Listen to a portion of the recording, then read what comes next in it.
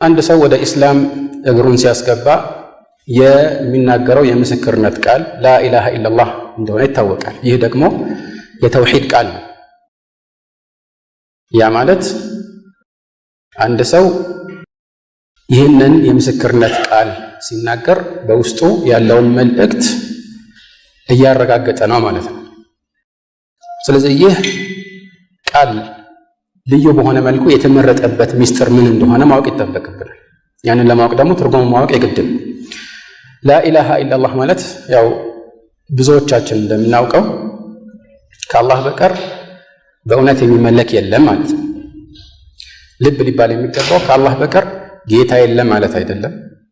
ማለት ትርጓሜው ይሄ አይደለም።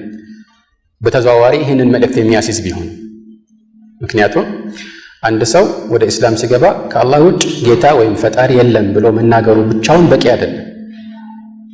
ምክንያቱም ብዙዎች በታሪክ ላይ አላህ ብቸኛ ፈጣሪና ጌታ መሆኑን ከማመናቸው ጋር በአምልኮ ደረጃ ግን ሌሎችን የሚያመልኩባቸው አጋጣሚዎች ነበሩ። ይህ ደግሞ እነሱ ሙሽሪኮች ወይም ደግሞ አጋሪዎች እንዲባሉ አድርጓቸዋል። ስለዚህ የቃሉን መልእክት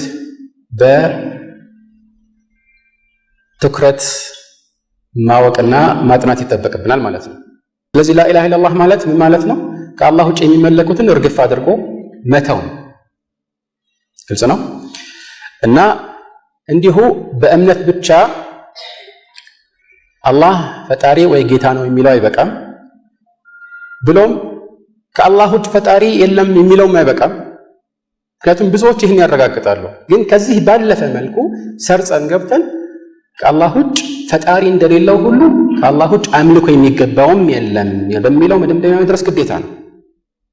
ይህ ነው የላኢላሃ ኢላላህ እውነተኛ ትርጓሜና መገለጫ ማለት ነው።